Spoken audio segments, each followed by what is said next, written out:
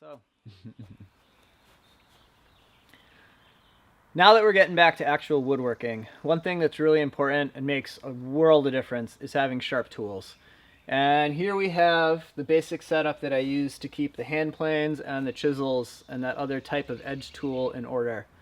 So first off is a diamond plate, and this has got little artificial diamonds in clusters all over it, and it's really great for removing a lot of material really fast. After that, I have just a really cheap double-sided Norton stone. It's nothing fancy, and all I use that for is getting rid of the scratches that are left over by the diamond stone. So the diamond's pretty coarse, it leaves you like a little bit of a scratched finish. Then I'll come through with this stone and just kind of smooth that out a little bit and get it ready for the last two. And these are natural stones, these are Arkansas stones. A softer one that takes away material quicker, and a really hard one that I use for the final honing. And these are actually family heirlooms. They're handed down to me from at least my great-grandfather, possibly before that. I'm not really sure how far they go back. But they're awesome, and they last just about forever. Another important thing with the diamond stone is that these three need to remain flat. And as you use them, you have a tendency to do more work in the middle, and eventually over time they get dished. And the diamond stone is really great for flattening these. So every once in a while, if I notice they're getting a little dished, I'll just take them and put them on the diamond stone, give them a few wipes back and forth, get them perfectly flat again, and they are good to go. So a good litmus test for whether an edge tool is sharp is if you can shave with it. So I can feel it pulling on my hairs, but it's not shaving. And then this is one that I did a little earlier today. And it takes the hair right off. I could shave my whole body with this thing. You can actually see the hairs on there. So that is what we're going for. And next we can look at the jigs that I use. So these are both made by Lee Valley and Veritas Tools. I like them a lot. One I use for my planes and one I use for my chisels. This one I use for the planes. It's a lot wider and it has a cambered roller. And basically what that does is, as I'm using this, I just gently kind of rock it side to side. And what it does is, when you have a big wide plane blade like this, it actually makes it so the blade is cambered a little bit. It's really, really hard. It's like so small that you can barely tell. But when you have the plane blade and you're cutting through like the middle of a panel, it eliminates those lines on either side that you get from the plane blade. Because the blade's actually cutting more in the middle, and those corners are just up and rounded out of the way, just like ever so tiny little bit. And that's not something that I need to do with my chisels. That's something that I just do with my hand planes. So I leave this wider one set up with the cambered roller, and that's my hand plane one. And then for the chisels, it's basically the same setup. The clamping mechanism's a little different, and I use a straight roller because I don't want the chisels to be cambered at the ends. I want them to go straight across. So first off is to decide what angle you want to use. So if you want to use the red for the high angles, yellow for the standard angles, and if you're going to do a back bevel, you can use the green. And I have it on yellow for 30 degrees. And that's what I do most of the tools at. 25 degrees is also a really common angle for planes and for chisels, and that's really good for softwoods. Because the angle is, a lot more acute, that edge isn't really as robust, so it tends to wear out faster. But if you're working with softwoods like cedar or pine, great, you can do that steeper, that shallower angle, and you can really take some work off. If you're working with things like hardwoods, though, you want that bevel to get up and stand taller, and that gives you more of a scraping motion as opposed to like a cutting motion. And what happens with the low angle is, one, the blade wears out faster because it doesn't have as much steel supporting it, but two, it's more tendency to have grain tear out. And what that is basically, imagine the grain's all a bunch of straws and you're planing, and if you have a really low angle, they have a tendency to lift up and tear out. Where if you have a really steep angle, they ended up just kind of pushing and sliding. You end up scraping more. So there's a lot more work to push with that steeper angle, but at the same time, you don't have as much tear out and they last a lot longer. So it's really, it's a balance depending on what you're doing. So for my chisels and my general working planes, they get a 30-degree bevel. My bevel up smoother, this plane, because it's for that final smoothing pass, and I'm more concerned about grain tear out and how smooth my finish is than I am with how hard it is to push. That one's got the steeper angle, so it does more scraping than it does slicing. So we've got the yellow and the green on this particular one, and we got the yellow and the green. So I want to do a 30-degree bevel, and I have it set on the yellow, number 2. So I want to use the yellow 30-degree. And then this doohickey slides on the front like that. And then once you have the bevel set, you can insert the tool, in this case a chisel. So that drops in like that. You slide it all the way up until the blade hits the stop, and make sure it's 90 degrees nice and tight to the fence. Snug it down. And this determines our bevel angle. So if I wanted a steeper angle, this would come back. If I wanted a shallower angle, it would go out farther. And as you can imagine, that just changes this of how that plane sits. And that in turn changes the angle. So now that this is square to the fence and out to my stop's set at 30 degrees. I'm on the yellow for the 30 degrees. I can pop this little jig off. And now I am ready to go. Another neat thing with these rollers is you can see there's one little mark on the end here. This wheel actually isn't on the dead center. So you can set it up and you can do all of your filing, and then at the end you can drop it and it does like a 1 or 2 degree difference, and you can do what's called a micro bevel on the very end, and that's what we'll do. So if you look at the bevel, you can see it's just one big flame, and this is the grind that you get from like a machine. So I had a friend lap the back of them and clean up the bevels, since there's some old really beat chisels. And next step's going to be to smooth that out. And if you look at the back of the blade, we can see that that is nice and shiny and smooth, and that's really important, because if the back of the blade is pitted or anything, you're going to end up with divots in your cutting edge, because this back part is what really ends up forming that cutting edge. So the back is nice and lapped and smooth, and we're ready to take it over and start filing it. So I had to make sure that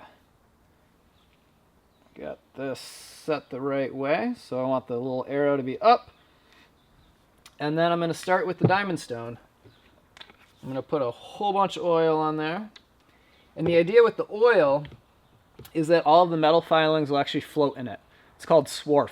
So all of that junk will float up in the oil, and it'll get pushed away by the plane or by the blade. And then I will have nice clean cutting surfaces. If you don't use enough oil, what'll happen is those metal filings will get clogged down in the pores of the stone, and it just won't cut. It'll glaze over. So plenty of oil is your friend. And it's important to just keep everything nice and flat, and keeps a little bit of pressure down on that blade.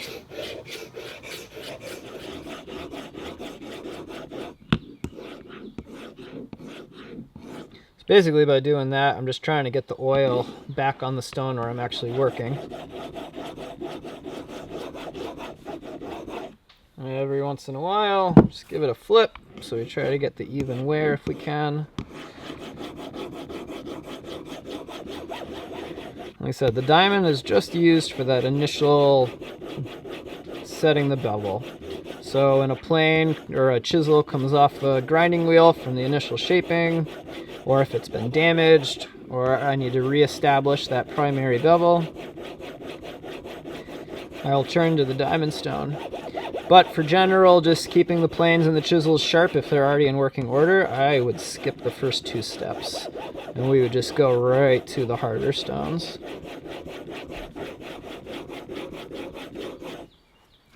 let's see what we got.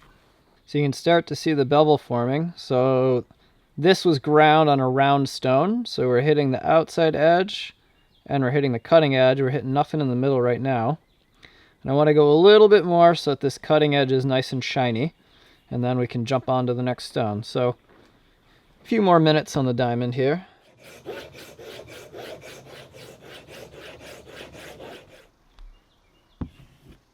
Getting there. So we're definitely taking more off the back than we are the front.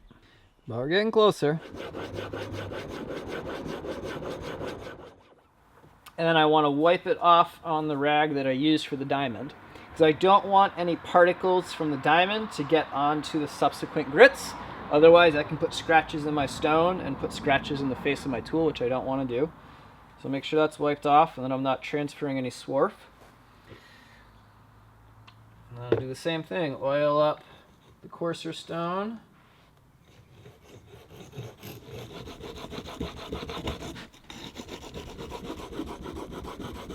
That's all we're really going to do on that second stone. I'm just trying to get those scratches gone. And now I'm going to turn it so that this little indicator is down. And what we've done is dropped this roller just a couple millimeters, which picks the plane up a little bit, or the chisel up a little bit, and it'll concentrate all the work on that little edge, and we'll put a micro bevel on. So you have the primary bevel, and then you have that little micro bevel at the edge. And a big part of the reason I do that is for ease of sharpening. So if I wanted to sharpen this entire bevel, I need to remove all the steel across this whole thing to bring that edge sharp. Now if I do the micro bevel, all I need to do is bring that very little bit of steel on the edge to sharp.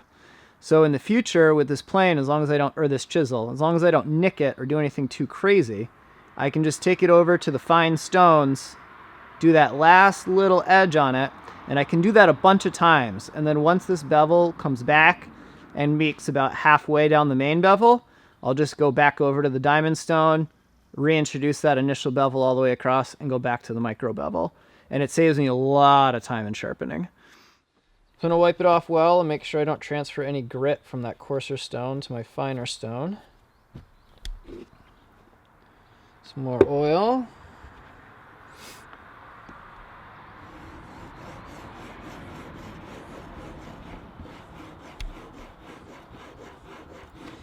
I really enjoy using these old stones. I think about my grandfather and my great-grandfather, and I think maybe even my great-great-grandfather who used them. That's kind of cool.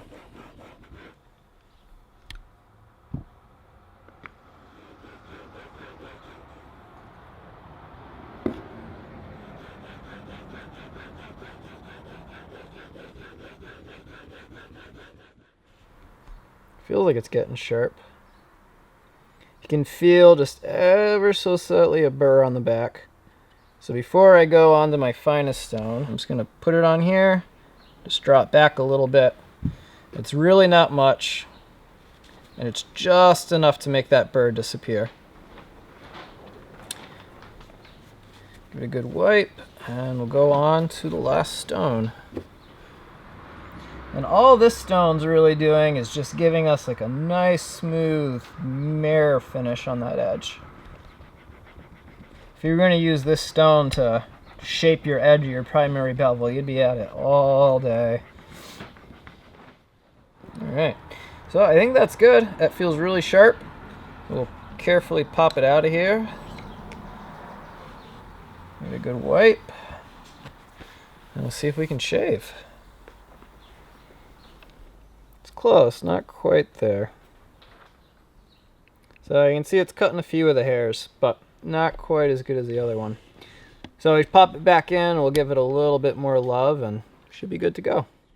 Well, I hope that gives you a decent idea of the process I go through to sharpen an edge tool and to keep them sharpened. Now, there's about as many ways to sharpen as there are tools to sharpen. So some people use electric grinders, other people use diamond paste, and a whole myriad of other ways. But this is just how I do it. I really like it because it's portable. If I'm going somewhere, I can just bring a couple of the stones and the rollers. There's a lot of people who sharpen by hand, and that's awesome. It takes a ton of practice, and it's not something that I've personally ever took the time to really get good at. I can do it. But I honestly find that the Lee Valley jigs are just so great, and when you're doing a lot of sharpening at the end of the day, you got 3 or 4 chisels and 2 or 3 planes to go through. They make it pretty mindless, which I really like. You don't have to worry about if you're holding that angle or not. The jigs are doing it for you. But yeah, sharp tools. It's a really important thing, and it makes a gigantic difference. It's definitely well worth the time to do it.